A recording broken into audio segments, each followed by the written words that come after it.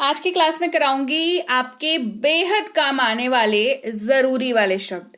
ये certain type of words के collection हैं जो अंग्रेजी बोलने के आपके तरीके को, एक्सपीरियंस को बदल देंगे। ये बहुत यूज होते हैं तो आपको इनको जानना बेहद जरूरी है। चलिए क्लास को शुरू करते हैं। हे एवरीवन, स्वागत है आपका आज की क्लास में। आज के वीडियो में मैं हूं प्रीति मैम और आप देख रहे हैं संरीति इंग्लिश अकेडमी। तो स्वागत है भाई आपका संरीति इंग्लिश अकेडमी में। तो जो लोग भी नए हैं और देख रहे हैं, जरा सब्सक्राइब बटन पे क्लिक करके बेल नोटिफिकेशन को ऑन कर दीजिएगा ताकि आगे की आने वाली क्लासेस आपको मिल पाए। क्लासेस कौन सी? आप अंग्रेजी बोलना चाहते हैं तो उसकी क्लासेस, आप अंग्रेजी पढ़ना चाहते हैं, अंग्रेजी की ग्रामर को समझना चाहते हैं, इन चीजों में से किसी से भी संबंधित अगर आपको कंसर्न है, यानी कि आप चाहते हैं ये सारी क्लासेस करना, तो सब्सक्राइब करना तो बनता है। सब्सक्राइब करके रख लीजिएगा, अफसोस नहीं होगा आपको सब्सक्रिप्शन का। क्लास को आगे बढ़ाने से पहले संरीति इंग्लिश अकेडमी ऐप को भी कर सकते हैं डाउनलोड गूगल प्ले स्टोर से, जहां पर आपको मिल जाती हैं फ्री पेड सभी तरह की क्लासेस। और अब चलिए क्लास को शुरू करते हैं। सबसे पहला जो शब्द है वो है दिस, THIS, दिस। देखिए दिस हमने बचपन में जब पहली बार अंग्रेजी पढ़ी थी तब से हमें पता है कि दिस जैसा कोई शब्द होता है और इसका इस्तेमाल हम लोग कहीं भी कर देते हैं। मतलब मैंने ऐसे लोगों को देखा कहीं कुछ भी, कहीं पे भी दिस का इस्तेमाल कर दे रहे हैं बिना ये सोचे समझे कि दिस किस लिए यूज होता है। दिस जो है उसका मतलब होता है यह या ये सिंगुलर के साथ यूज होता है, ये ख्याल रखना बेहद जरूरी है। ठीक है, ये किसी सामान को दिखाने के लिए, किसी सिचुएशन को दिखाने के लिए, किसी इन सम केसेस किसी व्यक्ति के बारे में बात करने के लिए, जैसे दिस इज माय फ्रेंड, है ना। इस तरीके से ये काफी ज्यादा यूज होता है। तो ये यूज आपको करना तो है ही, जाहिर सी बात है, अंग्रेजी पढ़नी है, अंग्रेजी बोलनी है तो दिस का यूज तो करना ही है, लेकिन ध्यान से कि कहाँ यूज कर रहे हैं। चलिए अब इन बातों के साथ इसका इस्तेमाल भी बता दूं। जैसे आपको कहना है ये मेरी किताब है, दिस इज माई बुक। और मोस्ट ऑफ द टाइम्स क्या होता है ना, दिस का इस्तेमाल आप अपने हाथों के इशारे से करते हैं कि अरे this is my friend, this is my book, है ना। इस तरीके से थोड़ा पॉइंटेड वाला आपका हैंड जेस्चर होता है और उसके हिसाब से आप इसका इस्तेमाल करते हैं। क्या ये आपका घर है? Is this your house? क्या ये आपका घर है? Is this your house? मुझे ये पसंद नहीं है, आई डोंट लाइक दिस। मुझे यह पसंद नहीं है, आई डोंट लाइक दिस। अब दिस की बात करें, दैट की बात ना करें तो बहुत नाइंसाफी हो जाएगी। दैट की बात तो जो है वो नहीं करें, ऐसा नहीं हो सकता, बिकॉज दैट का भी उतना ही इस्तेमाल होता है जितना दिस का इस्तेमाल होता है। तो THAT, दैट मतलब होता है वो या वह। तो आपको ना दिस और दैट साथ में क्यों पढ़ा रही हूं, ताकि आपको ना समझ आ जाए कि दिस के जगह पर दैट नहीं यूज कर सकते, दैट के जगह पर दिस को नहीं यूज कर सकते। हिंदी का मतलब याद रखिएगा तो बेहतर समझ में आएगा। जैसे आपने कहा यह और यहां पर कह रहे हैं वह, तो आप दोनों में डिफरेंस समझ पा रहे हैं। कोई एक चीज है जो आपके नजदीक है, आपके समकक्ष है, आपके सामने है, और दैट कहाँ इस्तेमाल हो रहा है कि अरे वो देखो जा रहा है, अरे वह वाले चीज की बात कर रही हूँ। ठीक है, ये भी सिंगुलर के साथ यूज होता है, तो ऐसी कोई मतलब बहुत ज्यादा आपको याद रखने वाली कोई बात है नहीं। जैसे वह मेरी है, दैट इज माइन। वो मेरी किताब है, दैट इज माइन बुक, है ना। वह मेरी किताब, वो मेरी है, दैट इज माइन। क्या वो सच है? Is that true? क्या वो सच है? Is that true? वह मेरी किताब है, दैट इज माई बुक। वह मेरी किताब है, दैट इज माई बुक। अगले टी की बात करते हैं जो कि है देयर, THERE। ध्यान से देखिएगा इसको, THERE, देयर। इसको पढ़ते हैं। इसका इस्तेमाल जगह के बारे में लोकेट करने के लिए यूज होता है। जब आप कहते हैं वहां, किसी लोकेशन की बात कर रहे होते हैं, इशारा करते हुए कि अरे वहां, है ना। इस तरीके से जब बात करते हैं और वो किसी जगह को संकेत करता हुआ हो तो आप वहां पर देयर का इस्तेमाल करते हैं। जैसे वहां देखो, लुक देयर। वहां देखो, लुक देयर। क्या ये वहां है? Is it there? क्या ये वहां है? Is it there? वहां कौन था? Who was there? वहां कौन था? Who was there? अब एक देयर की बात कर ली, अगले देयर की बात कर लीजिए। अब आपका कहना होगा मैम दो देयर का क्या जरूरत है? बिल्कुल जरूरत है।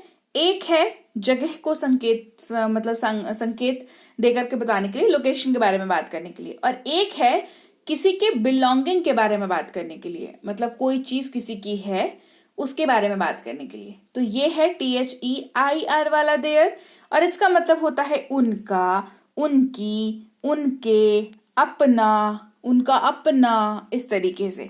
कैसे देखो, मुझे उनकी तस्वीरें पसंद है, आई लाइक देयर पिक्चर्स। तो यहां पर आप किसी के बारे में बात कर रहे हैं कि उनकी पिक्चर पसंद है ना। आप यहां पर वो वाले देयर का यूज नहीं कर सकते क्योंकि वो लोकेशन के बारे में बात करता है, ठीक है। तो मुझे उनकी तस्वीरें पसंद है। उन्होंने अपना काम खत्म कर लिया है या उन्होंने उनका काम खत्म कर लिया है। They have finished their work. They have finished their work, उनका काम उन्होंने खत्म कर लिया है, खुद का काम उनका, ठीक है। तो देयर, ये वाला देयर। उनकी किताबें नई हैं, देयर बुक्स आर न्यू। उनकी किताबें नई हैं, देयर बुक्स आर न्यू। आगे बढ़ते हैं। अगला टी है दे, THEY दे। इसको किसी को दिखाने के लिए, बताने के लिए यूज करते हैं, जैसे वे, वो या उन्होंने। जैसे वो पढ़ रहे हैं, दे आर स्टडिंग। वो पढ़ रहे हैं, दे आर स्टडिंग। उन्होंने मेरी मदद की, दे हेल्प्ड मी। उन्होंने मेरी मदद की, दे हेल्प्ड मी। वो अंग्रेजी सीख रहे हैं, दे आर लर्निंग इंग्लिश। वे अंग्रेजी सीख रहे हैं, दे आर लर्निंग इंग्लिश। फिर है देम, THEM देम। इसका मतलब भी होता है उन्हें, है ना। और इसका इस्तेमाल जो है आप वाक्य के, मतलब वाक्य में किसी के बारे में बताने की बात करते हैं। कैसे देखो, उन्हें बुलाओ, कॉल देम, मतलब ये थर्ड पर्सन में यूज हो जाता है मोस्ट ऑफ द टाइम्स, ठीक है। जैसे आप ये लाइन किसको बोलोगे, उन्हें बुलाओ, ठीक है। आप हो, किसी व्यक्ति को आप बोल रहे हो, किसी को बुलाने के लिए बोल रहे हो, तो जिसको बुलाने के लिए बोल रहे हो उसके लिए देम का यूज हुआ है, तो ये थर्ड पर्सन हो गया। और ये इस्तेमाल एक से ज्यादा व्यक्ति के लिए होता है ना। अगर एक सिंगल व्यक्ति के लिए होता तो कह देते कॉल हिम या कॉल हर, लेकिन यहां पर एक से ज्यादा व्यक्ति है तो कहेंगे कॉल देम। मैंने उन्हें पार्टी में आमंत्रित किया, I invited them to the party. Them, एक से ज्यादा लोगों की बात हो रही है, ठीक है। हमने उन्हें सलाह दी, we advised them. We advised them. आगे बढ़ते हैं, अब बात करेंगे अगले शब्द की, THE द, है ना। कहीं पे भी मतलब बिल्कुल फोकट में इसको कैसे भी यूज कर लेते हो, बट ऐसा नहीं करने का है। द जो है काफी स्पेसिफिक चीजों के लिए यूज होता है, ये विशेष चीजों के लिए उपयोग किया जाता है, तो जिसके तिसके साथ द नहीं लगाने का है। कैसे लगाओगे देखो, जैसे गाड़ी गायब है, द कार इज मिसिंग। मैंने कहा विशेष चीजों के लिए यूज होता है। सवाल आएगा कि मैम कार कौन सी विशेष चीज हो गई। भाई जिसकी गायब हुई है उससे पूछो कि विशेष चीज हुई कि नहीं हुई, तो समझो विशेष कैसे।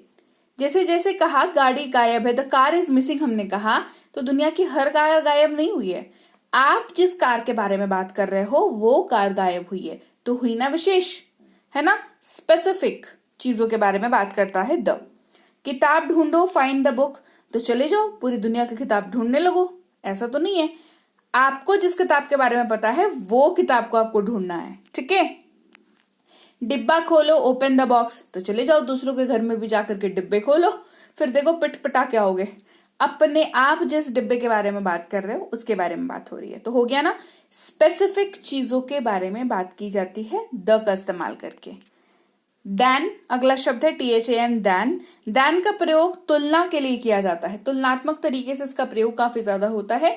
जब आप किसी एक चीज की दूसरे चीज से तुलना करो, एक जगह की दूसरी जगह से तुलना करो, एक व्यक्ति की दूसरे व्यक्ति से तुलना करो, नो मैटर वॉट, अगर दो चीजें हैं, दो चीजों की तुलना हो रही है, तो उसके लिए दैन का यूज आप कर सकते हो। जैसे वह मुझसे छोटा है, ही इज यंगर देन मी, वह मुझसे छोटी है, शी इज यंगर देन मी, ठीक है। शी और ही वाला खेल है यहाँ पर, ही का इस्तेमाल मेल के लिए, शी का इस्तेमाल पुरुष के लिए, ठीक है। वो मुझसे छोटी है, शी इज यंगर देन मी।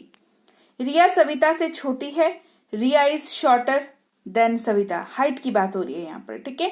तो रिया इज शॉर्टर हाइट में, किससे, सविता से। याद रखना जिसके बारे में, जिससे कंपेयर कर रहे हो वो आखिर में रहेगा। जैसे सविता से यहाँ कंपेयर कर रहे थे, सविता लास्ट में था। वह आपसे कम पढ़ाई करता है, he studies less than you, तो यहाँ पर आपसे कंपेयर हो रहा है तो आप यानी कि यू जो है वो आखिर में है, ठीक है, ये भी एक तरीका है देन को यूज करने का। फिर बात करते हैं देन की, THEN देन। देखो दोनों में सिर्फ एक लेटर का फर्क है, वहां पर ए था, यहां पर ई है, ठीक है। देन, देन का मतलब होता है तब, तो, तभी, ठीक है। तभी मैं जा सकता हूं, then only I can go. तो तुम क्या करोगे, what will you do then. मैं तब घर पर था, I was at home then, ठीक है। फिर है टू, जिसका इस्तेमाल से के तौर पर होता है और पत्राचार के लिए भी होता है। पत्राचार क्या होता है भाई, एप्लीकेशन वगैरह जो लिखते हैं टू द प्रिंसिपल, वहां पर भी जो टू यूज होता है वो सेवा में, उसकी हिंदी होती है सेवा में, और वो पत्राचार यानी कि लेटर का आदान प्रदान के लिए यूज होता है। And that is a completely different story. Right now what I am talking about is ये वाला टू जो अंग्रेजी बोलने के लिए यूज होता है, ठीक है। जैसे उससे बात करो, टॉक टू हर। मुझसे झूठ मत बोलो, डोंट लाई टू मी। इसे सुनो, लिसन टू दिस। एक और टू है हमारे पास, TOO वाला टू, जिसका मतलब भी या बहुत। भी कब, जब आप किसी चीज को, किसी व्यक्ति को, किसी सिचुएशन को, किसी जगह को इंक्लूड करने की बात कर रहे हो, शामिल करने की बात कर रहे हो। बहुत कब, जब आप किसी चीज के ऊपर जोर डालने की बात कर रहे हो। जैसे बहुत देर हो चुकी है, इट इज टू लेट। बहुत देर हो चुकी है, इट इज टू लेट। वह बहुत व्यस्त है, शी इज टू बिजी। वह बहुत व्यस्त है, शी इज टू बिजी। मैंने भी देखा, आई सॉ इट टू। यहां पर इंक्लूड करने के लिए यूज हुआ, आपने खुद को सिचुएशन में शामिल कर लिया, अरे मैंने भी देखा, है ना, आई सॉ इट टू। फिर शब्द है दीज, THESE दीज, जिसका मतलब होता है ये सब। और समझने की बात क्या है कि ये प्लूरल वर्ड है, यानी कि प्लूरल के साथ ही ये यूज होगा। ये सब मेरी किताबें हैं, these are my books. Book singular, books plural, तो दीज प्लूरल, बुक्स प्लूरल, ये सब मेरी किताबें हैं, दीज आर माई बुक्स। क्या आपने इन फॉर्म्स की जांच की, did you check these forms. These forms, एक फॉर्म नहीं है, एक से ज्यादा है, तो दीज फॉर्म्स, ये चीजें मेरी नहीं है, चीजें। These things aren't mine, these things, thing मतलब एक, थिंग्स मतलब एक से ज्यादा। फिर है दोज, THOSE दोज, वे सब या वो सब, उन, है ना, प्लूरल वर्ड ये भी है। और ये पॉइंट आउट करके किसी आपसे जो चीज दूर है उसके बारे में बात करती है। जैसे वो सब मेरी किताबें हैं, आप पॉइंट आउट करके बताते हो कि वो देख रहे हो, वो ऊपर जो रखी हुई है वो सब किताबें मेरी है, तो वो डिस्टेंस है ना दोनों के बीच में, किताबों के बीच में और आपके बीच में, तो दोज का इस्तेमाल हो गया। दोज आर माई बुक्स, वह उन कपड़ों में क्यूट लगती है, she looks cute in those clothes. वो सब किताबें तुम्हारी हैं, दोज बुक आर योर्स, वो सब किताबें तुम्हारी हैं, दोज बुक्स। तो लीजिए भाई, ये थी आज की क्लास। तो क्लास अगर आप यहाँ तक देख रहे हैं, इसका मतलब है कि आप बहुत सीरियस हैं अंग्रेजी बोलने को लेकर के, और यकीन मानिए ये क्लास आपके बहुत काम आएगी अंग्रेजी बोलने को लेकर के। तो क्लास कैसी लगी कमेंट करके मुझे जरूर बता दीजिएगा। क्लास को लाइक और शेयर तो आपने कर ही दिया होगा। आप देख रहे हैं समृद्धि इंग्लिश अकेडमी, मैं हूं प्रीति मैम। सब्सक्राइब करके बेल नोटिफिकेशन भी फटाफट से ऑन कर दीजिए।